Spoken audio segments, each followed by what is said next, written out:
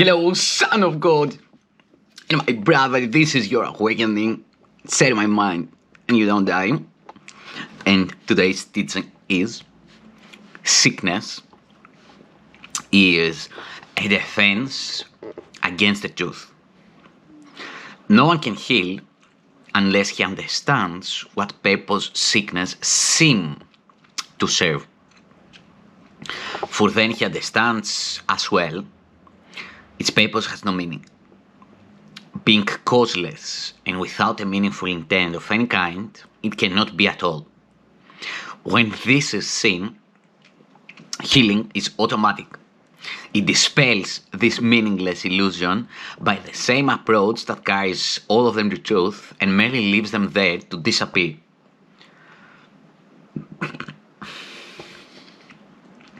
Sickness is not an accident. Like all defenses, it is an insane device for self-deception. And like all the rest, its purpose is to hide reality, attack it, change it, render it inept, distort it, twist it, or reduce it to a little pile of unassembled parts. The aim of all defenses is to keep the truth from being whole. The parts are seen as if each one were whole within itself. Defenses are not unintentional, nor are they made without awareness. They are secret magic wands you wave when truth appears to threaten what you would believe. They seem to be unconscious, but because of the rapidity with which you choose to use them. In that second, even less, in which the choice is made, you recognize exactly what you would attempt to do, and then proceed to think that it is done. Who by evaluates a threat, decides escape is necessary, and sets up a series of defenses to reduce the threat that has been judged as real. Who but evaluates a threat, decides escape is necessary, and sets up a series of defenses to reduce the threat that has been judged as real. All this cannot be done unconsciously, but afterwards your plan requires that you must forget you made it, so it seems to be external to your own intent, happening beyond your state of mind, an outcome with a real effect on you instead of one affected by yourself. In this quick forgetting of the part you play in making your reality, that makes defenses seem to be beyond your own control. It is this quick forgetting of the part you play in making your reality that makes defenses seem to be beyond your own control. But what you have forgot can be remembered, given willingness to reconsider the decision which is doubly shielded by oblivion. Your not remembering is but the sign that this decision still remains in force as far as your desires are concerned. Mistake not this for fact. Defenses must make facts unrecognizable. They aim at doing this, and it is this they do. Every defense takes fragments of the whole, assembles them without regard to all their true relationships, and thus constructs illusions of a whole that is not there. It is this process that imposes threat and not whatever outcome may result. When parts are wrested from the whole and seen as separate and wholes within themselves, they become symbols standing for attack upon the whole, successful in effect and never to be seen as whole again. And yet, you have forgotten that they stand but for your own decision of what should be real, to take the place of what is real. Sickness is a decision. It is not a thing that happens to you quite unsought, which makes you weak and brings you suffering.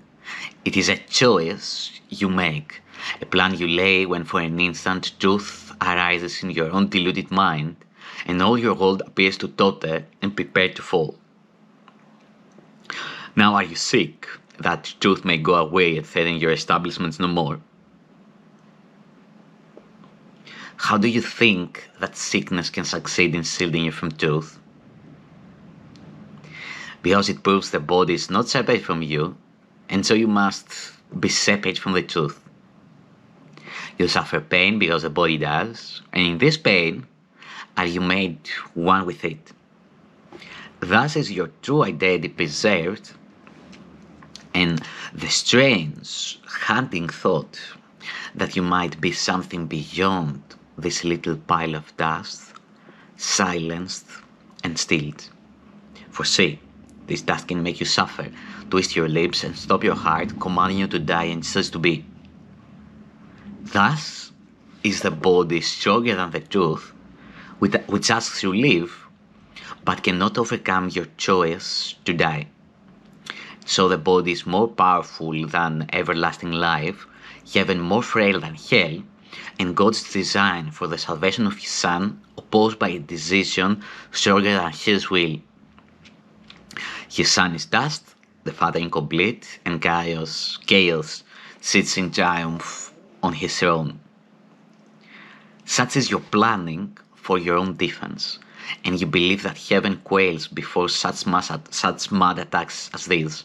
With God made blind by your illusions, truth turned into lies, and all the universe made slave to laws which your defenses would impose on it.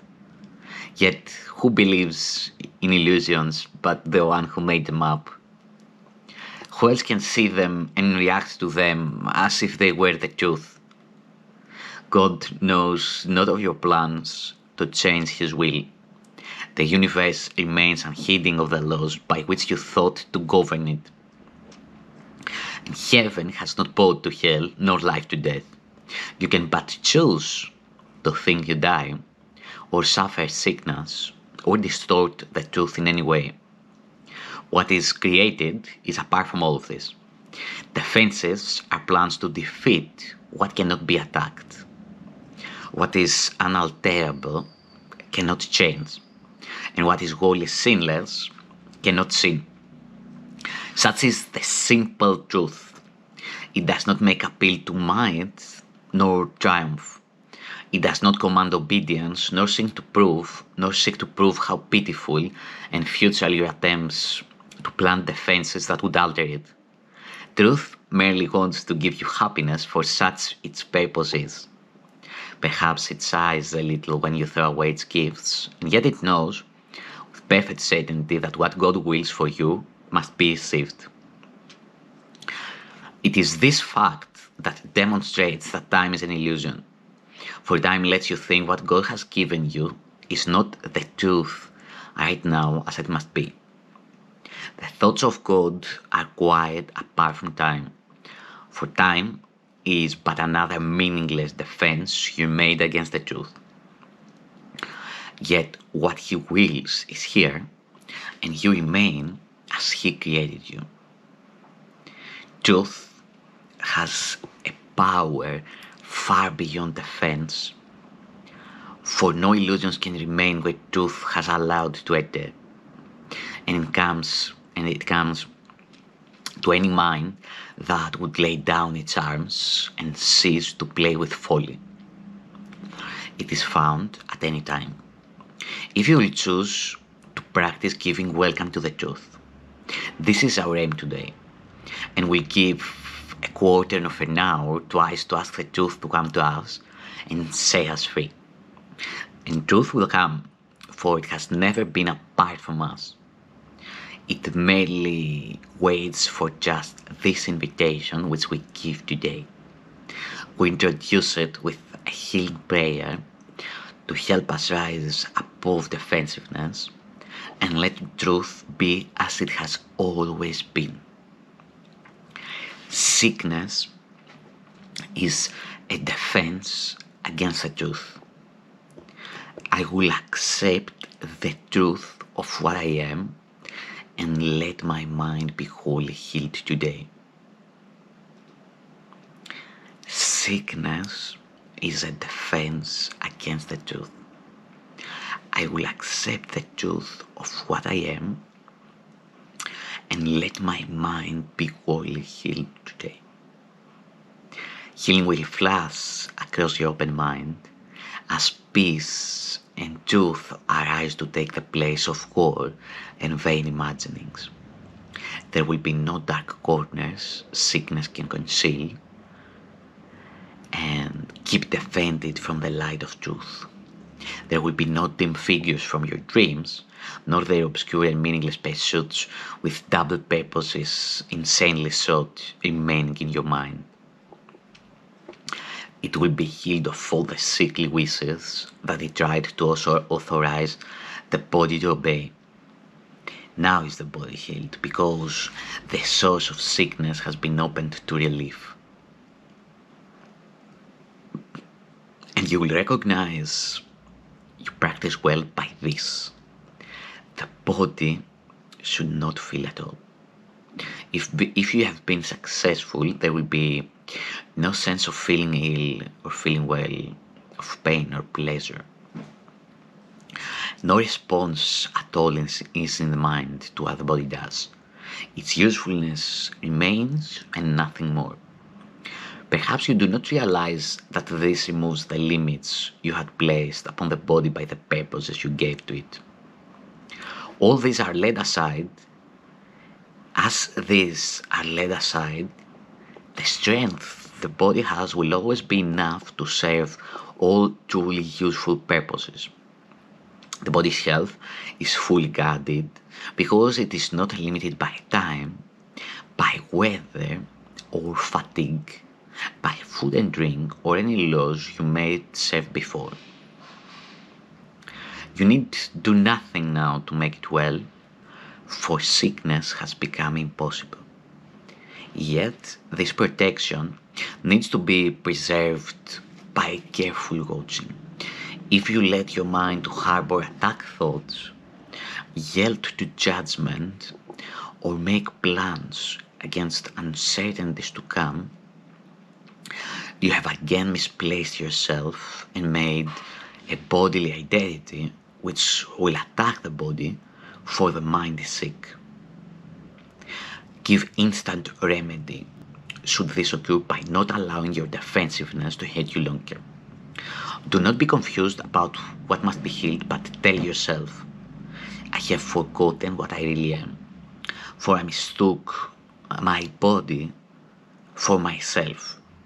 Sickness is a defense against the truth, but I'm not a body and my mind cannot attack. So I cannot be sick.